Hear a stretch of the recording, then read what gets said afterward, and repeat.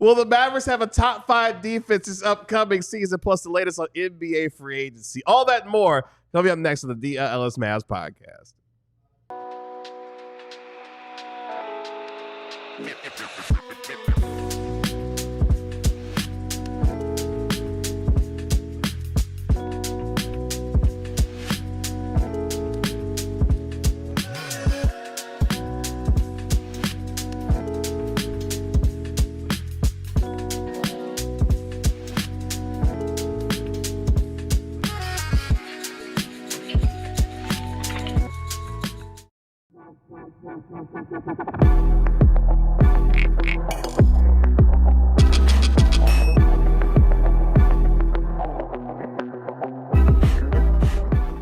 Hey, what's up, DLLS Mavs Nation? It's your man, Kevin Gray, alongside Mavericks beat writer Tim Cato, Mavericks analyst Bobby Carell, and, of course, our national NBA insider, Mark Stein. We are DLLS Mavs, your favorite guys covering your favorite team every single day, especially during NBA free agency. Will the Mavericks have a top 5 defense this upcoming season, plus the latest in and around the association, and the Mavericks potentially looking to extend Jason Kidd? We'll get into all that and more on today's wonderful Wednesday episode of the DLLS Mavs podcast. Tim Cato, what's going on? I think this is the first show we've done during the annual first Wednesday at noon tornado siren test. Fabulous call out. I think highly doubt that it's definitely not bleeding into the audio, but we heard it. It's exciting nonetheless. It's letting the Metroplex know that powerful takes are incoming. Honestly, pretty much for an entire month, I wonder if our tornado sirens are still working up until that first Wednesday. And then I'm relieved. God, it just washes over me. Yeah. Corella, what's going on? How we feeling? Feeling good, man. Feeling good. Ready to talk some defensive tactics and NBA free agency and all sorts of good stuff. Mark Stein with his lovely bag, his computer, and phone cooking already. Good to have you back in studio. How are you? I'm good, guys. How you guys doing? Good. Pretty Lovely. good. Pretty good. I might let you do a lot of the talking on the defensive segment while I do things. You breaking news? And if there could be sourcing calls, so if I have to jump up and leave, I apologize in advance. Just Things don't are trip happening. over anything on the studio. Hopefully, because it is Wednesday, hopefully that won't be necessary. It is kind of, we were talking before the show. There's been really nothing that's happened so far today, which is kind of weird. I mean, a couple hours. There's still we see the best remaining free agents. There's still a list of 15, 20 pretty good players, and obviously a lot of vets and stuff that could sign for the minimum. So there aren't necessarily a lot of huge names left, but the fact that nothing has happened this morning is surprising to me and does make me think there's a lot going on behind the scenes. Well, let's get into some of that because some teams have already had terrific off seasons. The first thing we're going to get into today, who's had the best off season so far in the NBA, given the moves that we have already seen. I'm talking about the Houston Rockets. I'm talking about the Denver Nuggets. Obviously, your Mavericks signed D'Angelo Russell. Who so far has had the best off season? Let us know in the chat. Sarah, it's good to see you in the chat as well. Who's had the best off season so far, Tim Cato? I mean, the two obvious names, the two most commonly cited names here is going to be Houston and Atlanta, and hard to really disagree with that. Houston getting KD and, quickly, grabbing Dorian Finney-Smith as a, Dylan Brooks replacement, just rounding out a roster that, looks like they pretty much keep their identity and add to some of the things that they most needed. Then Atlanta, grabbing that unprotected New Orleans or Milwaukee pick for next season. And, Kristaps Porzingis is on their team now. They're starting to fill out the bench. I like a lot of what both of them are doing. Nickeil Alexander-Walker now, a member of the Hawks there. It's all consistent. It's all logical and consistent within where the teams were last season and where they're headed.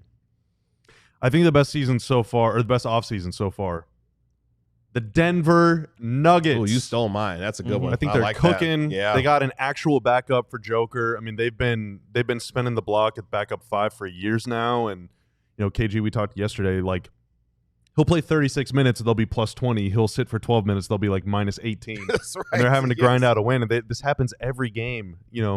And now a new coach and potentially a new system or altered system and different lineup rotations and stuff could mask that. But Jonas Valanciunas is a legit NBA big that can play 20 minutes, not just 12, or 28 minutes, and give Jokic some time off, which could help. Also, I think, getting Cam Johnson was a fantastic move. Getting Bruce Brown, great move. I don't know the exact terms on the Tim deal, but I think they might have got Timmy for the minimum. Yeah. And for the Nuggets, that is unbelievable. Like Tim Hardaway Jr. at the minimum, a guy that can knock down 200 threes in a season in his sleep. And they have, the quality both off the bench and in the starting five to where if he's 0 for 5, they don't have to play him. They could just sit him. But if he's riding a heater, dude, put him in the starting lineup. He's going to play with one of the best passers of all time. Like, I think that they've had an unbelievable offseason. Going into last year, they lose KCP on the heels of already losing Bruce Brown. I was kind of starting up the funeral for them. They still managed to get to the second round and take OKC all the way to the brink of elimination. That's right. Bruce Brown is now back with the Nuggets. Yeah, and they got way better from what they were last season whenever I was thinking they were about to be done. I mean, they're significantly better. So it would not surprise me if they're potentially even battling OKC for the top seed in the West this year. Yeah, according to Spot Rack, a go-to source of ours. Yeah, good website. 3.6 million. Yeah, Vetman. Yeah, vet minimum. With Valanciunas, look, big men get played off the court because of their defense, and Valanciunas is at risk of that, just as DeAndre Jordan was at risk of that. But when DeAndre Jordan went onto the court for the Denver Nuggets, you were hoping, please grab one offensive rebound. Like, please don't, turn it over like travel on a dribble hand on it, a DHO above. With Valanciunas, there's at least, he is at risk of that. There are going to be situations where it's very difficult to play him, but he at least gives you something. He's giving you something. And this is just talking playoff setting. For the regular season, he is. There's no Jokic. There's no player like Jokic. There's certainly no backup center like Jokic. Long gone are the days of the Plumlees, and But Valanciunas is somebody that you can throw the ball into as a kind of high post hub in the same spots that Jokic sometimes plays in the regular season, and hope that some of the same action, some of the same cuts still work. It's not perfect. It's not a playoff solution probably as you go deeper into the rounds, but I like it. It's a much higher floor. There's just more stuff that a center like Valanciunas can do. I do think that those three teams in some order are probably your top three offseason so far, but I'm going to channel my inner Mark Stein here. The Mavs have also had a really, really good offseason. These are things that were not surprising, right? Like, we all expected Kyrie Irving to re-sign, and he did. And we were kind of hoping and kind of almost expecting that it would be for a little bit of a pay cut off of what his option was, and he did. So that's something that we knew was going to happen, but don't take it for granted. The Mavs also got Cooper Flagg in the draft, which is pretty badass. We knew that was going to happen, but it still is something that did happen. So even though I wouldn't say either of those things were a surprise, I still think taking care of those two things and getting those guys, it doesn't get them on the medal stand, but it gets them at least an honorable mention. Even though I am a little worried, I'm still very worried actually about their playmaking situation and all that stuff. But the Mavs are able to get Cooper Flagg and Kyrie at essentially a discount. So I mean, that's pretty incredible. Don't forget about Orlando's offseason either. Just because they made the trade for Desmond Bane a while back, picked up Tyce Jones. I like that. I think Philly sneakily specifically in the context that they are building around Tyrese Maxey and their younger players. I think that's very clear. This is not a team this is a team that has a young core that if Embiid can join the party, that's fantastic. They're still trying to win now with him and with Paul George, but it seems very clear to me that they're now reorientating their team around the fact that they do have multiple young players who are interesting. I did forget to young Lightskin in the chat says, got to mention Gafford's contract, especially compared to what Jakob Poeltl got yesterday. Yes, that is it's a great deal to keep Daniel Gafford and getting Ryan Nembhard too, especially as an undrafted two-way guy. That's a great deal as well. So Mavs have had a very good offseason, even if they haven't done gone as far as I would hope them to. You know what I love about this show, and we'll get into more of it later on. But as we're discussing who's had the best offseason, that gentleman over there to your right is over there breaking news because the New York Knicks have decided to land on Mike Brown as their new head coach. going forward there. So did anybody report that yesterday that it might happen? That's right, Mark Stein. So Mike Brown is going to be the new head coach of the New York Knicks. So we'll get into some of that a little bit later on. That means the kid saga is over. It's over. Damn it! It's officially over. Well, the whole Jason Kidd, or is it? Or are they going to be traded? Is it a sign and trade? I just think that maybe we should see what Mark Stein has to say about that. We can get there. We will get there for sure. I'm going to nominate Houston as the team that's had the best offseason. The fact that they were able to get Kevin Durant and not have to give up any of their young core, whether it be Tari Eason, whether it be Jabari Smith. Obviously, and Thompson is pretty much untouchable at this point. You're able to keep Alperen Sengun, and you were still not only to get Kevin Durant, you turned Dylan Brooks, who you moved on to the Phoenix Suns, you turned him into Dorian Finney-Smith. The Rockets have had a pretty damn good offseason so far when you look at what they've got top to bottom. They got Fred VanVleet back on a discounted deal as well for the next couple of years. Houston, to me, if we're just looking at what's on paper right now, I think they have vaulted themselves to where they were last year as a number 2 seed. I think they were the number 2 team right now in the West behind the Oklahoma City Thunder. You can throw Minnesota in there if you want to. Obviously, Denver, what Bobby has mentioned, what they have done. But I love the thing that Houston is doing down there. They've got young talent. Now they've got a proven scorer and champion in Kevin Durant, but also they haven't lost their defensive identity either.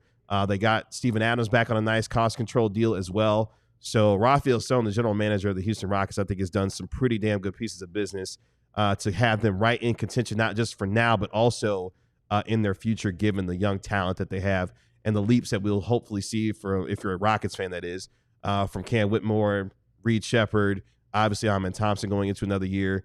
The Rockets are really nicely positioned for now and the years to come to really compete at a high level in the Western Conference, which is extremely difficult to do given the complexion of what the Western Conference looks like right now. So Houston, I think, has done an incredible job because, damn, they're good and they're young. They're very good. Yes. And that's a team that they can line up a lot of different ways too. And in the next segment, we'll talk about versatility and all this stuff, particularly defensively. But Houston can also do that offensively too. I mean, you know, they can just play so many different ways now. You guys talk any Hawks in this discussion? We did. T-Cat mentioned them. I did. I think the Hawks are the team that most changed my expectations of how good they can be, how fun they can be.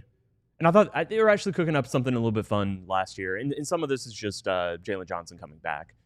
He is so good, man. They still got Dyson Daniels too there. Extremely good. Yeah. So I'll tentatively say the Hawks are my winner. Orlando is probably right up there with me, but these are all good options. Denver's a great option. I mean, maybe it is Denver. Maybe Denver is just the right objective choice that, you know, they reshaped a team around Jokic right when they needed to, right after years of not being able to do that.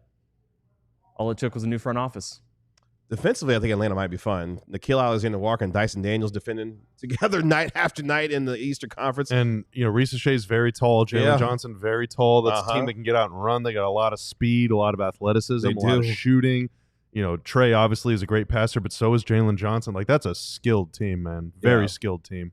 So it's going to be a tough out. I mean, that could be like they'll play a little differently, but that is essentially going to be the Indiana Pacers. Yeah. You know, just very fast, chaotic ball movement, and a whole lot of athletes. Yeah, I think it was Zach Lowe on his podcast yesterday. He made a very good point about Trae Young and how I believe he even said that Atlanta, like internally in Atlanta, there's some people who are watching Indiana and thinking that could be us, and maybe telling Trae over the summer, like just look at Tyrese, like look if you just a little bit more like that. You're not Tyrese Halliburton. Just give it up a little quicker. Sometimes try to buy in defensively a little bit more. This is finally a team talented enough that it doesn't need to be the Trae show. And we've seen that heliocentric basketball centered around one operator, one single primary initiator, just running pick and rolls. Clarence Hill in a cowboy hat? Sure looks like it. But we have don't get him coming over here. He didn't talk for 45 minutes. We have seen that is not really. I shouldn't have said anything. No, do you have a sweater on? Not really the way the NBA is going at this point. Do you have a hoodie on? It's over 9,000 degrees outside, man. Like the young fellas, man. The young fellas, they wear hoodies in the summer. And the young fellas look dumb doing that. Y'all got to relax. Clarence, y'all got to relax, man. You got us in trouble on Twitter with your Luka take from Musical Chairs Day. What I do? I say? We ain't got time. We ain't got time. Get out of here. Break. Get What did out. I say? Get out. I get no hello. Oh, how you doing? Oh my I've been gosh. killing folks. Who Good. responded to you on Twitter? Oh, Brunson. Yeah. Brunson responded this morning on Twitter. Oh, no. Dad. Like, are you telling me something about my dad? He was like, "What? My dad coming back to this team?" I think he was being facetious. I think so, too. I'm gonna go on a limb. I just want to know.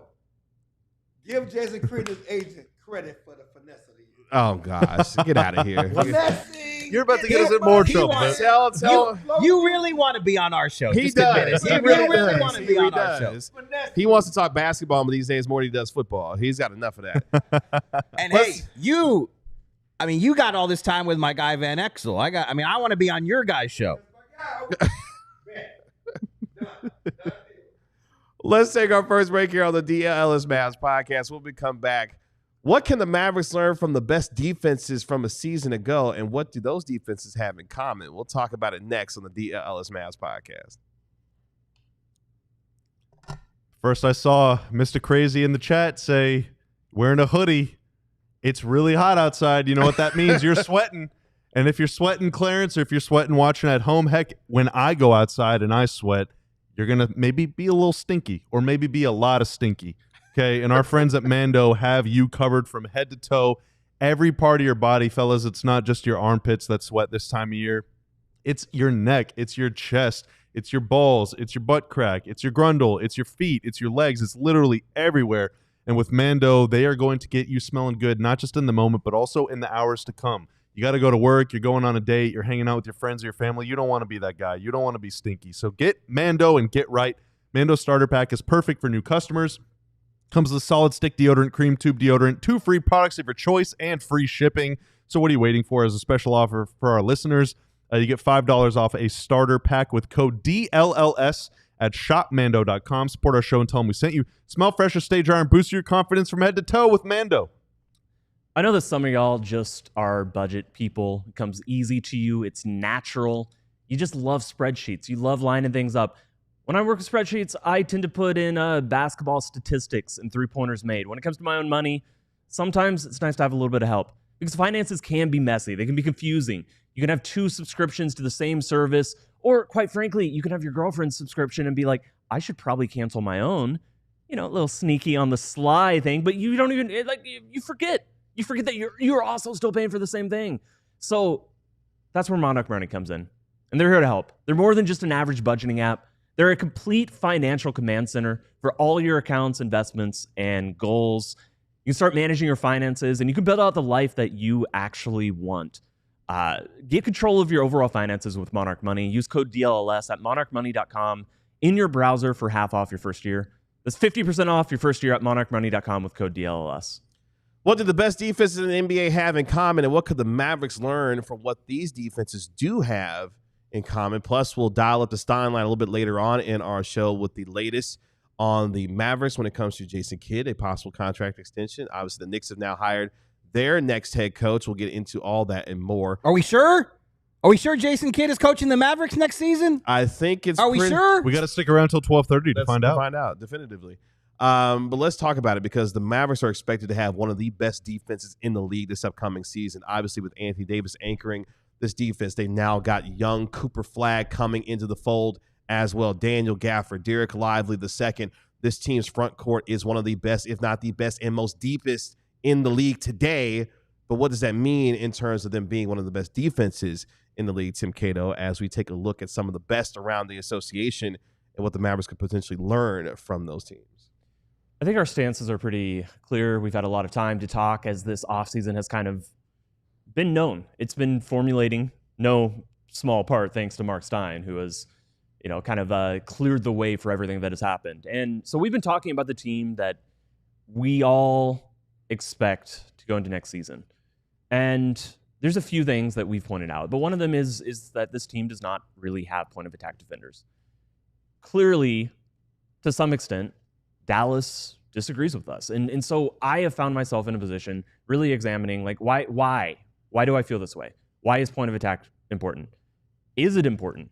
A couple seasons ago, Dallas was in the NBA Finals, and Kyrie Irving and Luka Doncic were playing a lot, like a whole lot on the ball.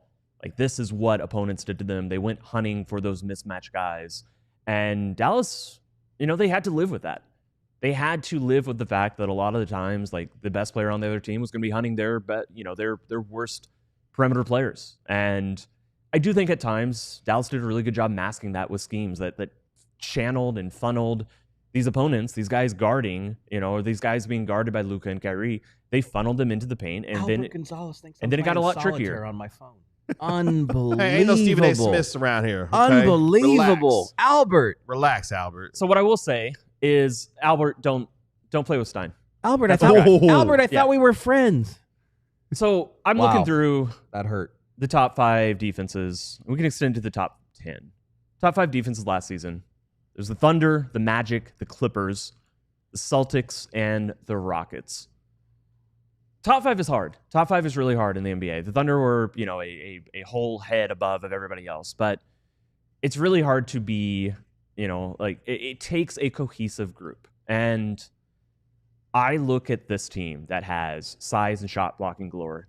And once again, I'm going to say, yet again, I think this team might run a lot more zone than maybe we anticipate. I think that kind of matches some of their strengths and hides some of their weaknesses. Should we stop down real quick for Daniel? Yeah, thank you so much, Daniel. Super chat. Let's go, Daniel. Really appreciate that, man. Thank you so much. Daniel Escobar with the $50 super chat. Enjoying the show, fellas. Hell yeah, Daniel. Thank you very much. To you, Daniel, for sure. Appreciate you. What I will say about these 5 teams, Thunder, Magic, Clippers, Celtics, Rockets, all of them have a elite point of attack guy. And in the modern NBA, obviously, if you have a weak link on the floor, teams will hunt it.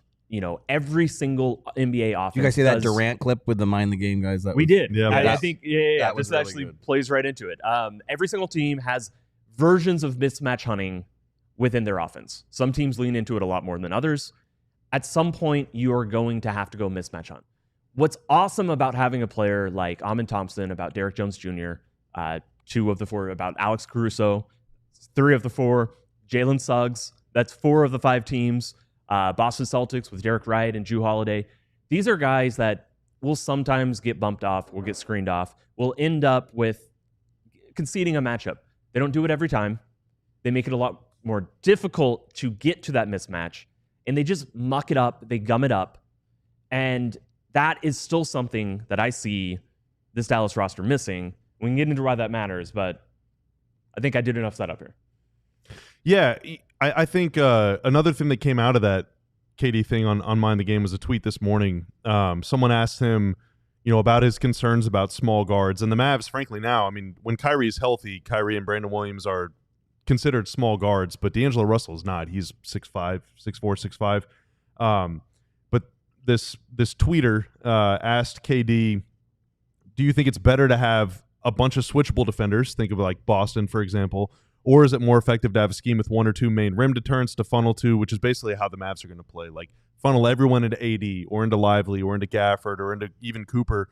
And KD said, I think both are effective. I also believe, this is a direct quote, I also believe that offenses are too good to only show one look all game. The great teams can execute both schemes. Being a versatile unit is key in my humble opinion. And I think that's really important because let's go back to the 21-22 Mavs. They had 2, in my opinion, at the time, elite point of attack defenders in Dorian and Reggie Bullock. And then whenever they would go with Maxey at the 5, they could switch everything. And Maxey at that point, even after some injuries, was still able to switch pretty effectively, almost 1 through 5. 1 through 5 in some matchups. And they were able to kind of mask the weaknesses of Luka and Jalen Brunson throughout that run. Now, the Mavs had a different look in 24. They had elite rim protection in Lively and Gafford. They did funnel in. They had better wing defenders, and they had one really good point of attack defender in Derrick Jones. So both of those 2 teams were kind of different. But I thought the 24 team was more versatile than the 22 team. The Mavs could switch and stuff, which is really good. But that 21-22 Mavs team going up against a team that had a big dude like Jokic or really effective interior scoring or big giant playmakers it wasn't an auto loss because offense still exists, but it was going to be really, really tough to win that night. Whereas the 24 team still had Maxey, so they could still go Maxey at the 5, and Lively could switch a little bit, or they could go jumbo ball with Lively or Gafford on the inside and say, I'm going to stand here and I'm going to see if you can beat me. This Mavs team as constructed can play that way. They can all stand there, and there's 4 of them that are going to be like the monsters around you. You're going to bring that weak stuff in here. I'm going to send it 94 feet down. I'm going to block this shot so hard that we're going to score. Yeah. But they don't really have that kind of manic perimeter presence right now that the 22 team had. So they have this one way that they can play that I think they'll be the best in the NBA playing that way. But KD's talking about versatility. I don't think they have that kind of versatility, multi-dimensional look, unless it is just zone. Let's stand like this and see if you can dribble past us. So here's a really, really interesting stat. Maybe this pushes back against what we're feeling. The most drives allowed per 100 possessions in the NBA last season, regular season and postseason. The most drives allowed by a defense. Minnesota, Houston, Dallas, Golden State, Milwaukee, Orlando, and Boston. Boston, Orlando, Golden State, Houston, and Minnesota. That's 5 of the top 6 defenses last season. It is actually absolutely becoming a trend with modern NBA defenses that you do want to allow drives. You want people driving in to a set defense. And these teams did it a lot. Like the team that allowed the fewest drives, the Utah Jazz. Horrible team. That's because you don't have to drive against them. That's right. More times than not, there would be another way that this defense was going to break down, that this defense was already going to give something up. So this is a combination of 2 things. I do think it shows that teams had to redrive because every time against these good defenses, you're just, an opponent's going to drive on you more if you're stopping more of their drives in the same possession. Dallas obviously was not a good defense last season. Did they have the right schematics and just not the personnel? Just too many injuries? You can make that argument. They still do not have. They are still very clearly lacking the perimeter presence. Cooper Flagg, again, I think he's not the guy to scale down against quick point guards. The only specifically against quick point guards. I think they got a lot of perimeter presence for LeBron, Giannis type players. Yes, yes they do. Yes they do. And really the only player I like guarding those, and I've said this before, it's Caleb Martin. And then a little bit less than that, Max Christie. At this point, Klay Thompson defends up, not down. PJ Washington defends up, or even more ideally, kind of as a roamer. But also kind of ideally, that's what Cooper should be doing. But also kind of ideally, that's what Anthony Davis would be doing. And if this team was built around Derek Lively as the 5 and Cooper as the 4, a lot of times, sometimes Derek Lively would be the roamer.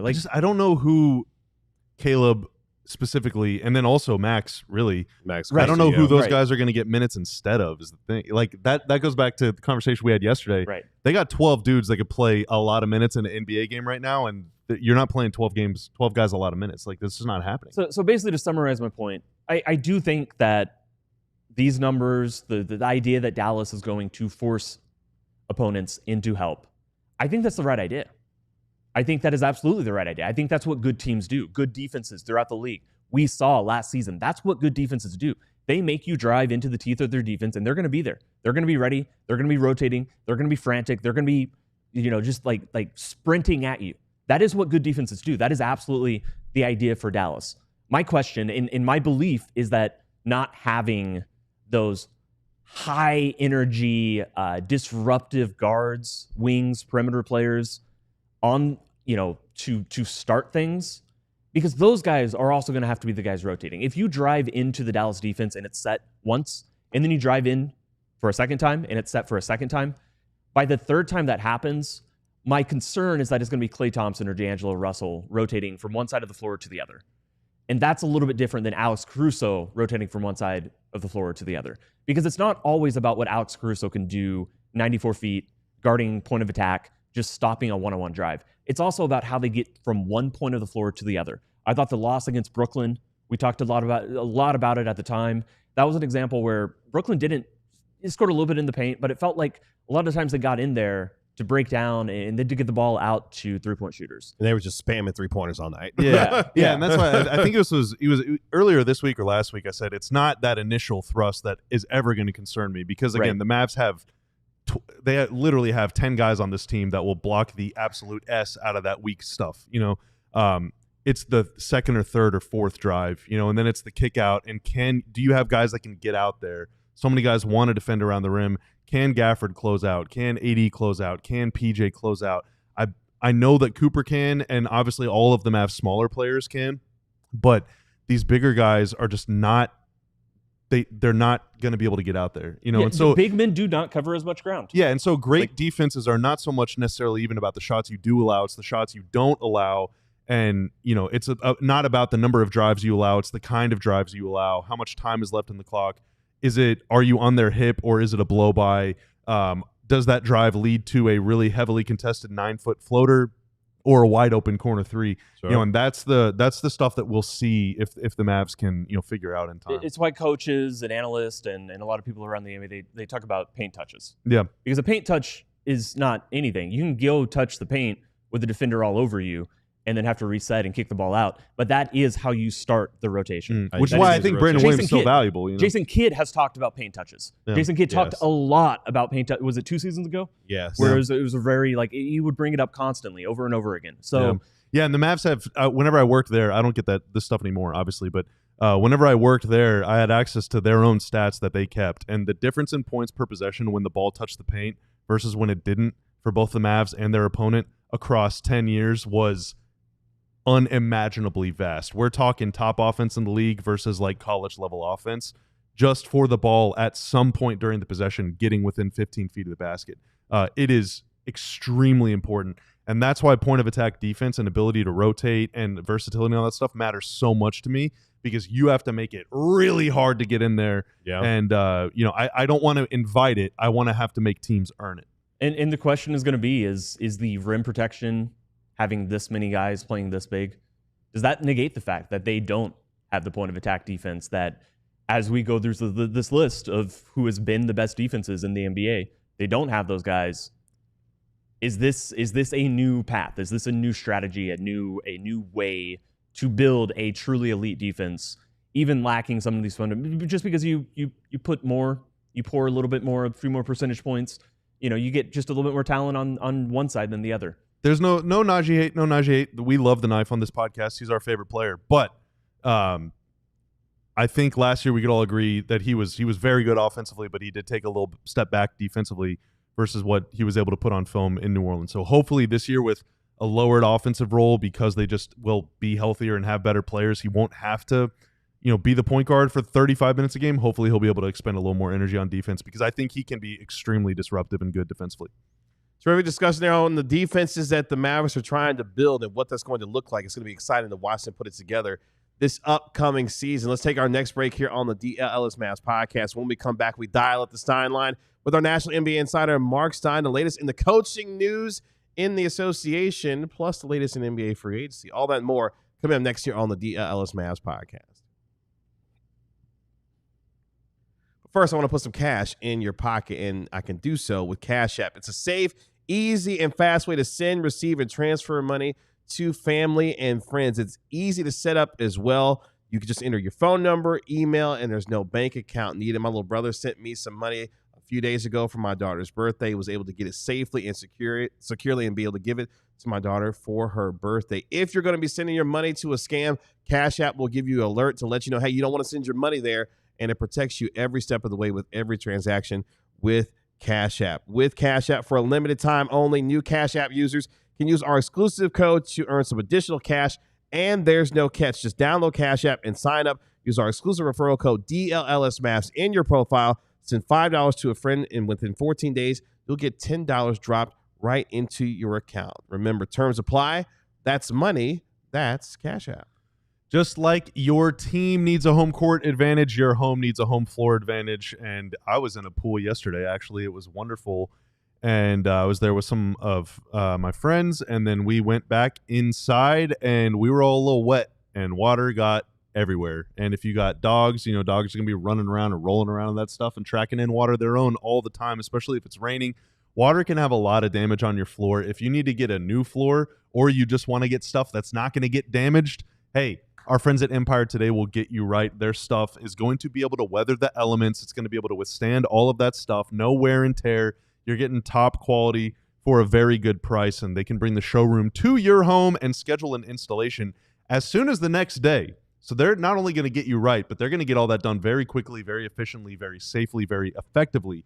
Schedule a free home estimate today because some things are just better at home. DLLS listeners can receive a $350 discount using promo code DLLS. That's right, a $350 discount with DLLS. Restrictions apply. Visit EmpireToday.com/DLLS for full details.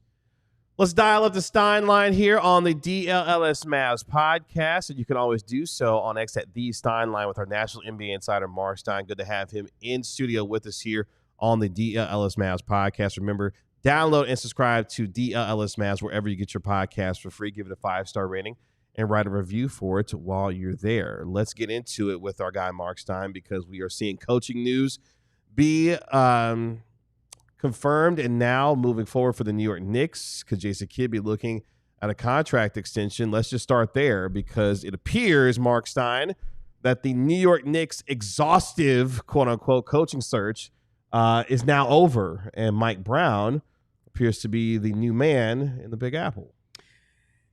Yeah, look, I mean, I think you guys know where we've been on this.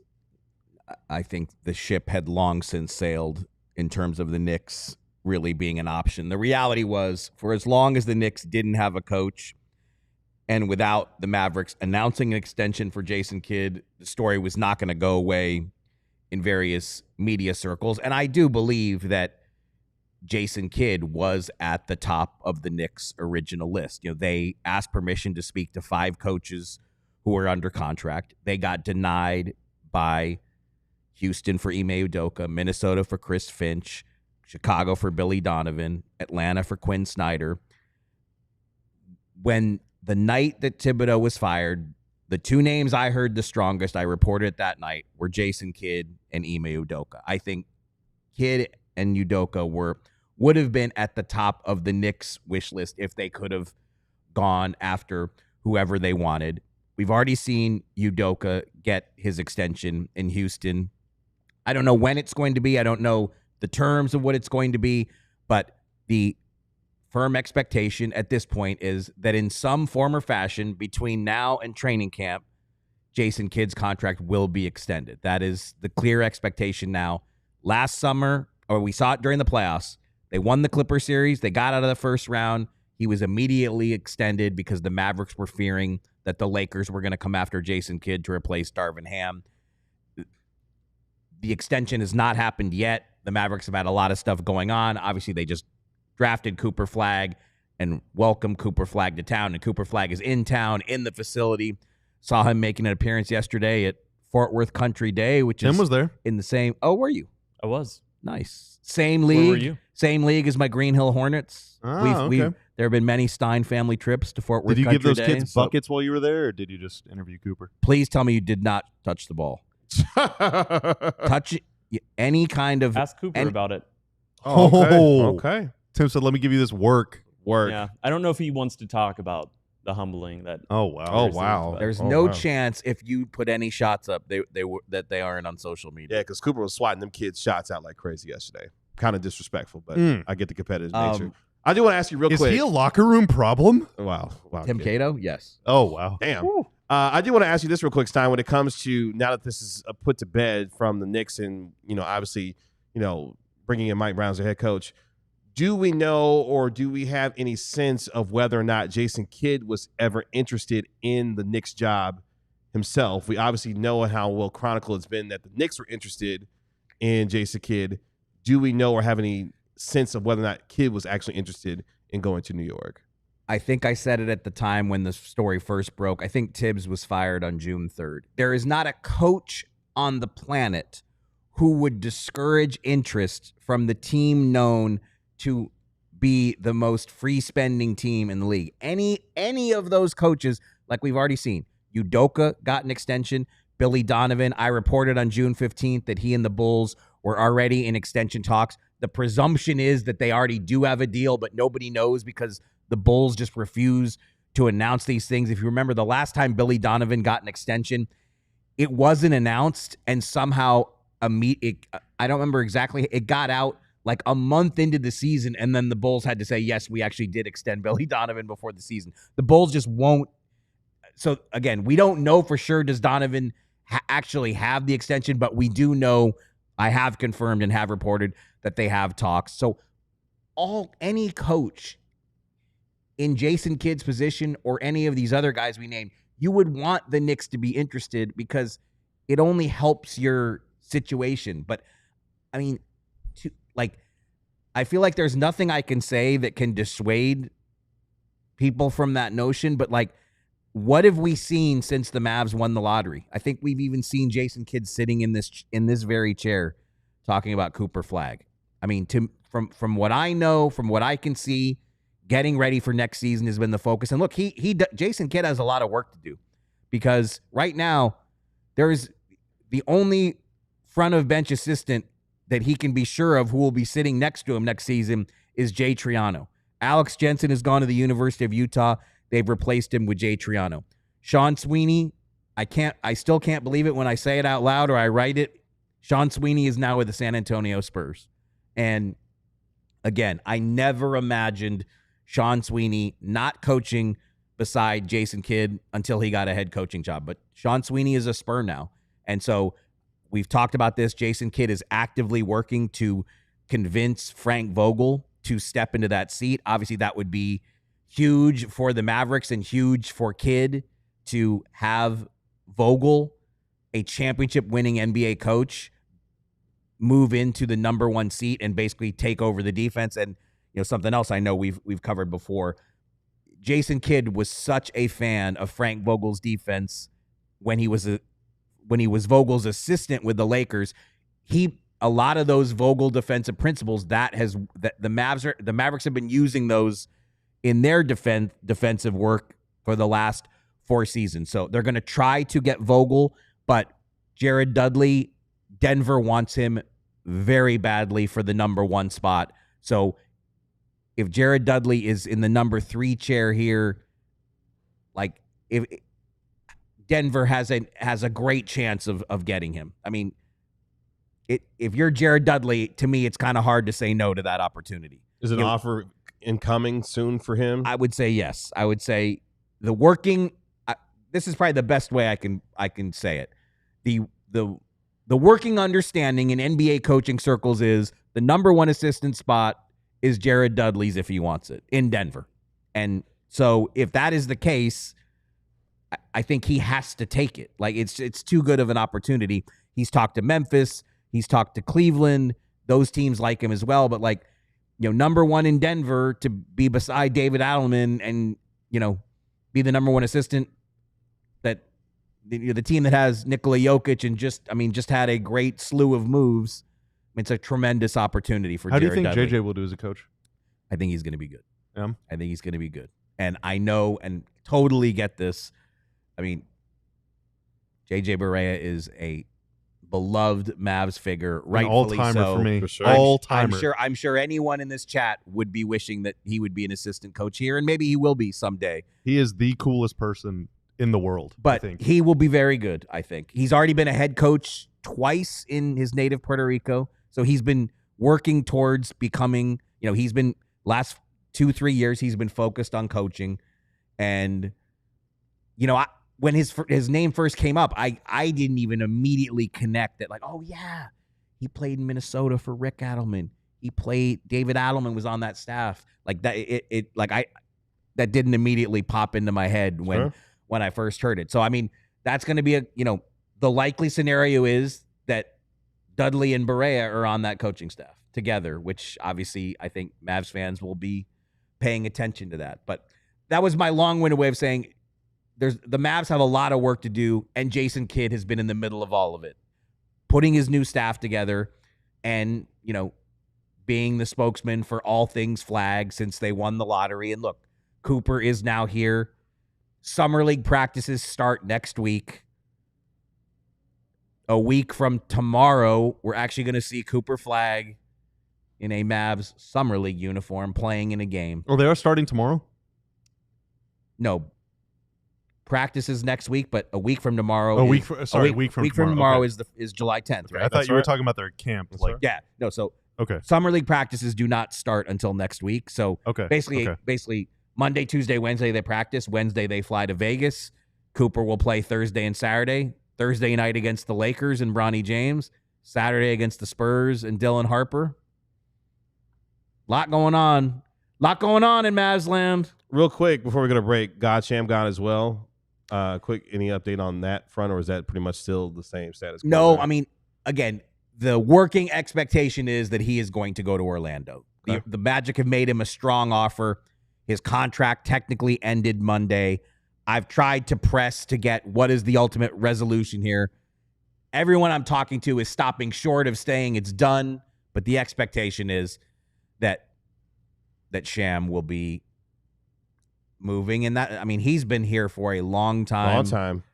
I mean, all of us who get to games early, he's one of the first guys out on the court. I mean, talking to him is part of my pregame routine.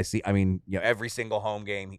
And look, that's meaningless. That's me. I mean, he's very close to Kyrie Irving. It's going to be fascinating to hear if there is no snag, if nothing changes.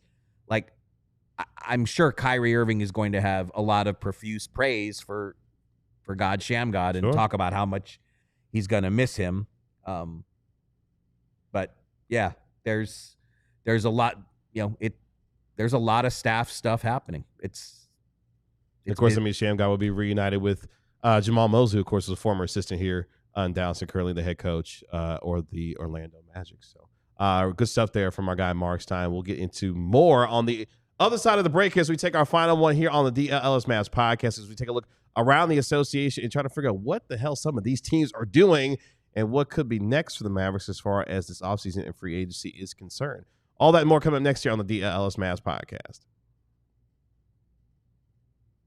But I want you to become part of our DLLS Sports family, and I want you to make your move right now. $36, our intro offer right now to become a diehard member here at DLLS Sports. Go to alldlls.com, click the diehard button, become a diehard member for $36 a year right now with our Make Your Move offer to become part of the DLLS Sports family. The easiest way you could do that, of course, is to subscribe to DLLS Sports here on YouTube and like the videos and make sure you support the Cowboys, Stars, Rangers, and, of course, Mavericks and everything we've got going on here. And our DLLS Wing Show as well that we've got coming to you every single week. With Tomorrow. That's right. Tomorrow, ahead of the Wings taking on the Phoenix Mercury and Satu Sabally's return to Dallas.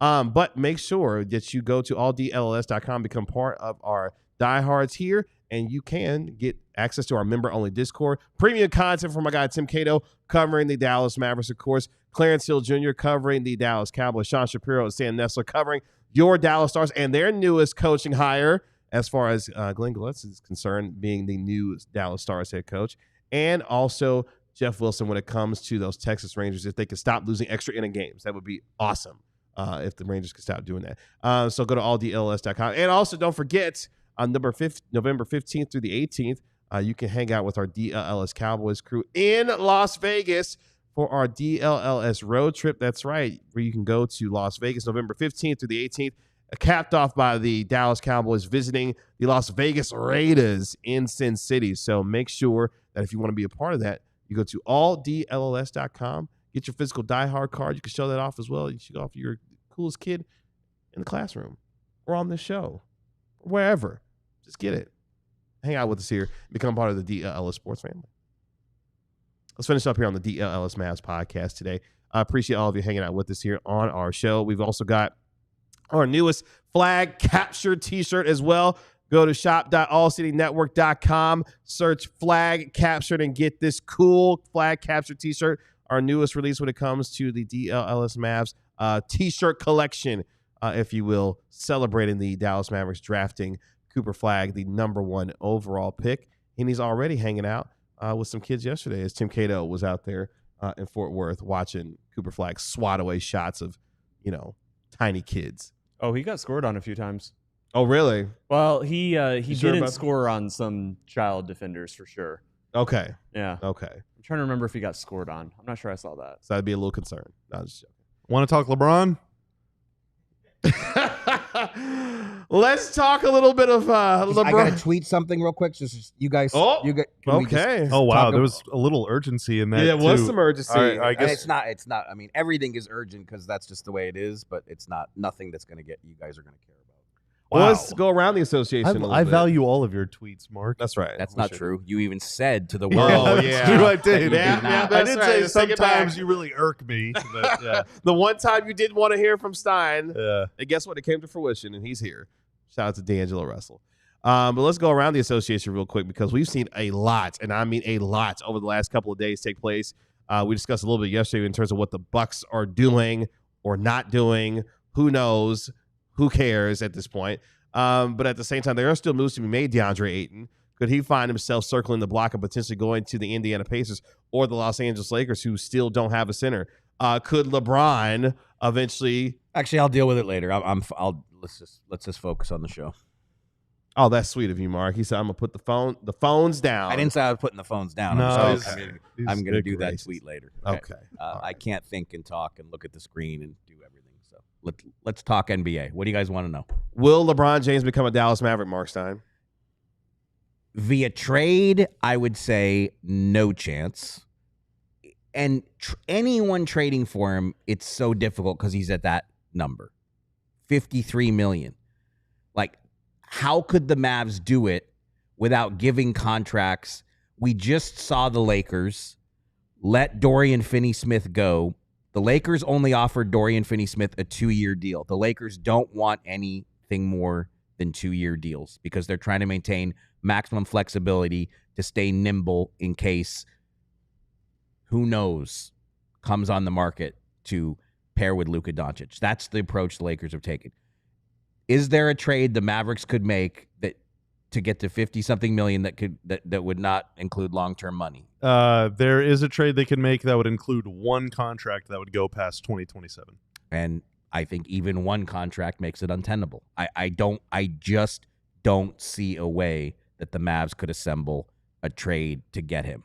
Now, there is also that trade would be PJ Gafford, Clay, Clay, and probably Caleb Martin. Max or Najee or Caleb or any of them. Yeah, I think the Lakers would laugh for the second time and say, absolutely, you want to, this guy who's about to retire, you want to give us 4 all of those guys. rotation They're all players? valuable. Yeah.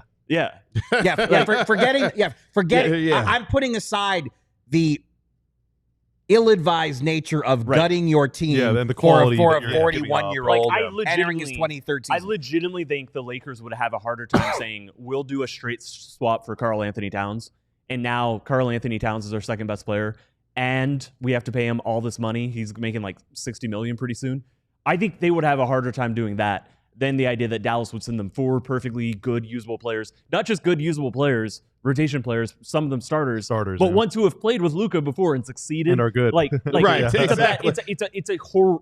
Dallas won't and shouldn't do that trade. You would basically be handing Luka the Mavericks all over again. Why does Zane Q want to ban you from doing reads? You're like the Reeds all-star. Was it the Mando one? Well, Probably. I mean, that's all. It literally says butt crack in the. Like- I have to read it. like it's encouraged for him It to is. read It's a it. talking point. If I'm the Knicks, let's just go real wild ass real quick. If I'm the Knicks, I trade for LeBron today. In the Eastern Conference right now, no Indiana to necessarily worry about, no Boston to necessarily worry about. Milwaukee is weird because they decided to stretch and waive Damian Lillard, and they brought in Miles Turner. So I don't know exactly what the plan is and what it looks like for Milwaukee. But if I'm New York, if I'm the Lakers, if I'm the Lakers, Mikal Bridges, Mitchell Robinson, Josh Hart, find another one. You could throw it in there.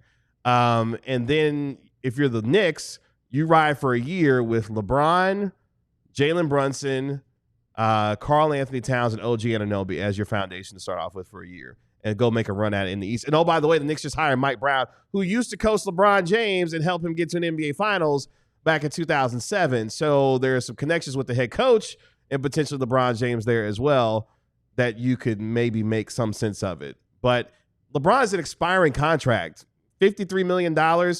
If you're the Lakers, why would you let him walk for free and not get anything back? Not free for you. I know. I'm saying the point being, like, it's an expiring deal. Find a way to turn LeBron into something that could help Luka Doncic. If you're He has a no trade clause. Also, let's not forget. And I think he might waive it for New York personally. let's say he's going to, if he really wants to leave. And first of all, I don't know that LeBron is there yet. I think a lot of people are taking leaps. No, GM Ben, we're not letting you interject. Only he knows what he really wants. And I still think it's a little bit early in the game to get a great read on what LeBron wants. I mean, there will always be a thought that he would have some level of interest in New York because he's always spoken so highly of the Garden and maybe going there. But again, any team you want to name, a trade is so complicated if the Lakers are really in this mode of not like you. How are you going to get to $52.6 million without taking some long-term money back? It's just really hard. I mean, really hard to see how that happens. What if he gets a buyout though? Okay, so that's the thing. There is this conversation. Would he get a buyout? And just to me, again, too early in the game to definitively say yes or no, but just my read from where I sit, how can the Lakers give him a buyout and then he can just walk anywhere he wants to go for a minimum? At that point, yes, then the Dallas Mavericks would become a viable option for LeBron.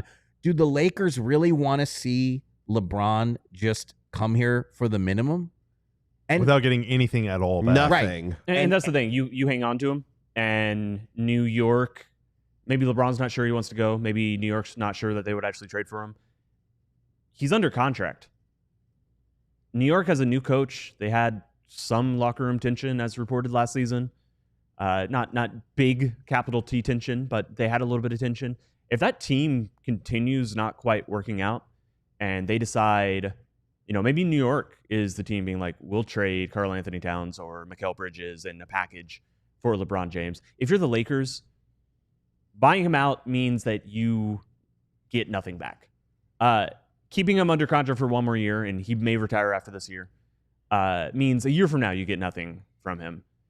There is a possibility, but he's still on the team next year. He's still under contract. He's still providing value to your team, and there is still a possibility if multiple if two different orgs just if the Warriors go into next season and things aren't going well, and maybe they're not down right now this second, but they're like, F it at that point, let's do Steph and Bron, for the final 3 months of the regular season. There is a chance that if a trade does not materialize now, does not fully mean that there's not a chance of it happening later, which is why the Lakers have no incentive to buy him out.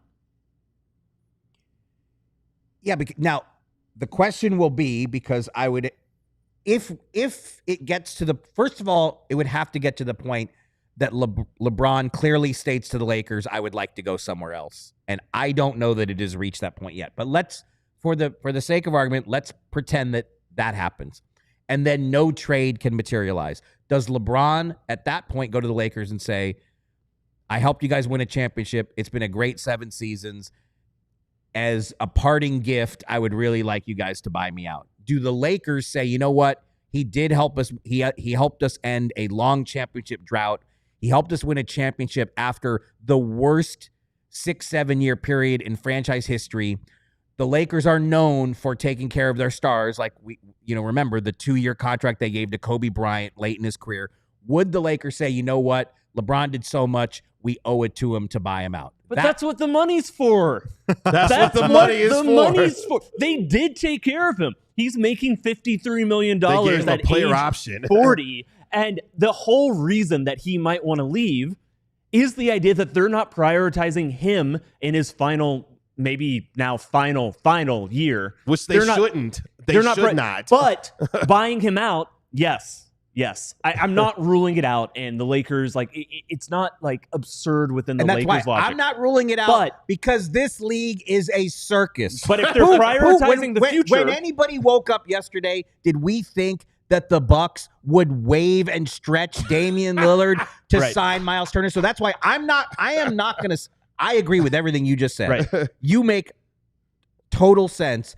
And if there's any chance you could trade him even later into the season, you trade that him. That is prioritizing the future. That is all of a sudden a player who's about to retire brings something back. So if they're prioritizing the future, which is why this whole thing is happening, which is why you trade him today. Also, figure it out and trade him today. Quick little secret: the Lakers are in my opinion, they do not have a top 6 roster right now. Yeah, they're not winning a title with or without LeBron. I mean, in the this West, year. not even It's in not the league. happening. They're not very good. And if relative to your the rest of the future league. is prioritizing that 77 dude, you would do everything in your power to move the dude that's 40-something years old making $53 million as an albatross of a contract around your team's neck. You would move that and figure out a way to start building for now in the future. But that's for Rob Pelinka and his mid-ass to figure out. We're done here on the DLLS Mavs podcast today. Sincerely appreciate I got Tanner making us look good and sound good as always. That is our national NBA insider, Mark Stein. That is our Mavericks analyst, Bobby Curl, and our Mavericks beat writer, Tim Cato. I'm your host, Kevin Gray. We are DLLS Mavs. We'll talk to you tomorrow at 12 p.m. right here on DLLS Sports. Y'all be good. We'll talk to you later. Peace. We all silly like the mayor.